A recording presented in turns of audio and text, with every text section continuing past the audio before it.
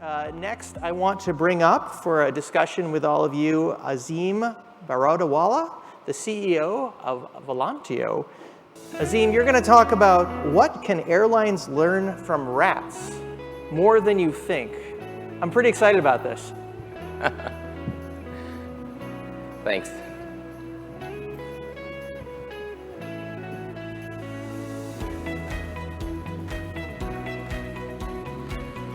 Cool. Well, thank you all for coming here. I really appreciate it.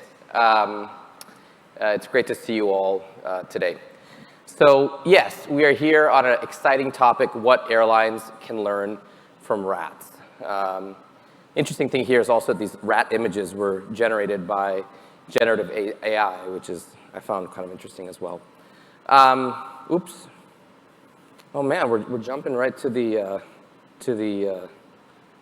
I don't know if these slides got out of order. Shit.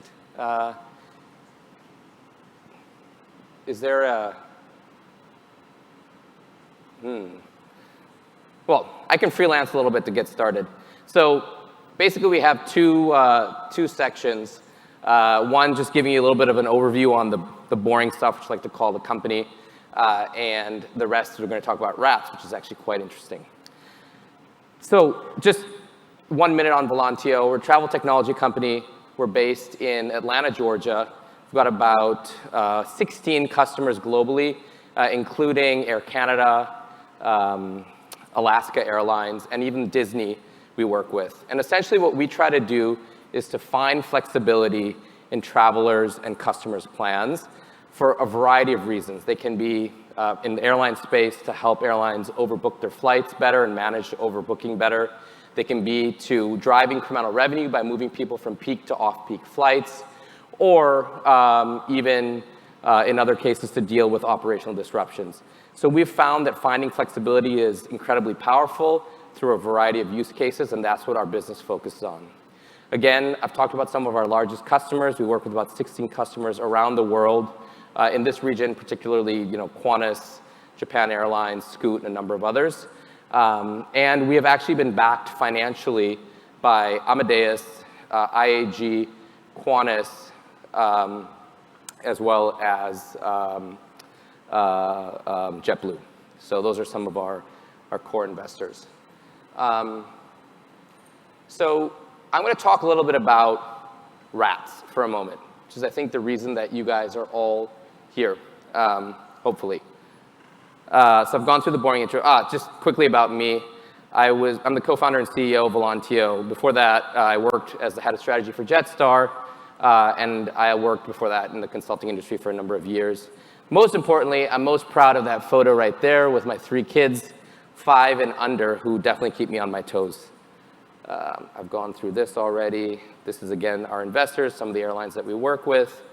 But this is what you're really here for, which is the rats. So anybody know who this guy is? His name is J.M. Weiss. I doubt you know who he is, because I had no idea who the hell this guy was. This man, he's the man in clinical psychology, all right? This guy in clinical psychology is to like Michael Jordan in basketball. He is incredibly famous and has done some really interesting studies. And one of those studies was in 1971. He did a test on the importance of predictability and control. And he looked at 3 groups of rats, actually. And he was testing the idea of predictability and control under a number of different scenarios. And what he would actually do was apply some kind of a negative stimulus, in this case, a shock. And then he would measure the size of gastric lesions or ulcers in the rats to understand what the impact of that shock was under various different scenarios. So first, he looked at the impact of control. And he really looked at the rats under 3 different scenarios. The first was when he provided no shock, just to see a baseline of how stressed these rats were to begin with. Then there was a group of rats that were actually, 2 groups that were actually yoked together. So they got the same amount of negative stimulus, but one group, which is group 3, had a lever to control stopping the shock. but group 2 did not have access to that lever, right? But they were shocked the exact same amount, so they got the same amount of negative stimulus. Imagine it's the same scenario of you and maybe your partner sitting in your living room, and one person has the remote control and you don't, right? You're still watching the same thing on TV, but one person has the remote control and the other one doesn't. So here's the baseline. No shock, obviously. The y-axis is measuring the size of the gastric lesion or the impact of the negative stimulus. It's obviously low. Now, group 2 had 10x more stress with the shock. Now, that's predictable, right? So, compared to the guys who don't get any shock, obviously they're going to be much higher. So this is the group, again, that was shocked but had no control to stop it, right? But here's the super interesting thing. Group 2 and Group 3, they were in the same boat together. The only difference is that Group 3 actually controlled the lever to stop versus Group 2, who also had the shock stop when Group 3 hit the lever. They had half the amount of stress as Group 2. So again, the simple fact of having control halved the amount of stress that these animals were feeling in this situation of stress. So we're going to think about, I want you to start thinking about what this means for travel and for airlines in a minute. It may seem like a big leap, but you'll see in a minute it's not too far.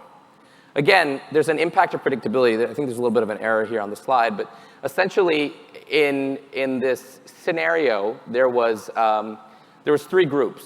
And group 1, again, the normal one, they didn't have any negative stimulus. Group 2 and 3, the same amount of negative stimulus, except group 3 got a warning light. So they got a little warning 5 seconds before the thing was going to happen, so they knew it was coming. Group 2 was shocked the same amount, but didn't know that it was coming ahead of time. Right? So this is testing predictability. So just focus on the y-axis here, right? So group 1, no shock. Group 2, obviously had 10x more stress with the shock.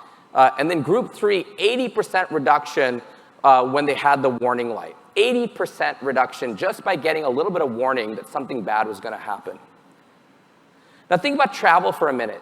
It's so stressful. Everybody here is a traveler, right? I mean, we're here at a travel conference, an aviation conference. We're all in the industry. There are so many points during the travel journey, from booking all the way through the end of your travel when you get your bags and you go home, where things could go awry. Flight searching, planning, booking, the arrival at the airport, all the way through, did I get my frequent flyer miles at the end of the whole process? So there's so many opportunities where people could get to feel stressed for a variety of different reasons. So what I encourage everyone here in this room to do, especially the airlines, is to think about how you can make your journey for your passengers from a customer experience standpoint more predictable and give customers more control. So, as said, these are the building blocks for an improved customer experience. Give greater control, give guests improved ability to resolve questions and issues themselves, greater predictability, improve the quality and usefulness of the information to guests across the organization. And obviously, we believe that technology is going to be the great enabler here. Now, you think about this, right? This isn't like rocket science. Domino's puts a tracker when you order your pizza today through the app, right? So you always know you have predictability around where things actually are in the process. Same thing with Uber. You obviously can see where I live and where I was going, which was a Mexican food restaurant in Atlanta, interestingly enough. And then, even things like Instacart, right? I mean, they are enabling you to know it's going to be 20 minutes. I often think back to what it was like to order a taxi, 10, 15 years ago, and you didn't know when the taxi was going to show up. You didn't even know where the guy was. Just having this reduces the stress. Think about how much less stress you feel just knowing the car and seeing the car move along the path to get to where you want to go. And the same thing with Papa John's for the pizza. And Delta is not a customer of ours, so I'm just pointing out an example that we find particularly compelling. But this is an IROP situation. This happened to me, I think it was a number of years ago. But basically, something bad happens, your flight's delayed, they immediately give you an option to switch to another flight. Now, this isn't rocket science. A lot of carriers are doing this already. But this kind of stuff is really valuable and may not seem like a big deal, but dramatically improves customer experience because it gives people control. What I will say is there are a number of carriers that we know globally today that don't do this. And when something goes awry, they force a solution onto a customer. And to me, that's akin to that group 2 in all of those slides that I showed that have dramatically more stress because they have no control or predictability over the outcome. So think about that as you think about your solutions going forward and whether or not you should be trying to give customers more control in that process. So this is just an example, obviously, of some of the things that we're doing today with some of our customers. There's a Qantas example, Alaska, and one from one of our customers in Mexico, Volaris. But hey, change of aircraft. What we're really trying to do here is find some people who have some flexibility to move to a different flight. Again, giving them real options and giving them predictability to understand that something like this is coming ahead of time. Hey, you know what? If you will switch to another flight, you might have a chance to get some more, a benefit, right? So this is Alaska Airlines, and in this case, it might be for a revenue reason. And in the case of Volaris, hey, you know what? Your itinerary has changed. Click through here, and you have options to to switch. And notice how these are all different medium too. In some cases it might be email, some cases it might be through WhatsApp. So again, part of this is actually meeting people at the point where they're going to be, so that you can reach them. So just final thoughts. What are you doing to put more control back into the hands of your guests? What initiatives are already underway to make your guest journeys more predictable? And what can you do to reduce stress when operations don't go to plan? And I think these are the things that airlines need to be thinking about going forward. And we're obviously happy to chat with you. Some of this stuff is stuff we do directly. Some of this stuff is just that I just find interesting as a traveler. I try to make this a little bit less salesy and a little bit more interesting with, on that front. So hopefully in that sense I've succeeded. I know many people are probably going to be leaving in the next few hours, but if you want to stop by our booth, this is where we're located. We're just right outside of the Keynote Theater, not too far away. Come by and say hi. We have a few of these. I don't know what I did with them. Oh, dragons, because it's the year of the dragon. So hopefully we have a few left that you can grab.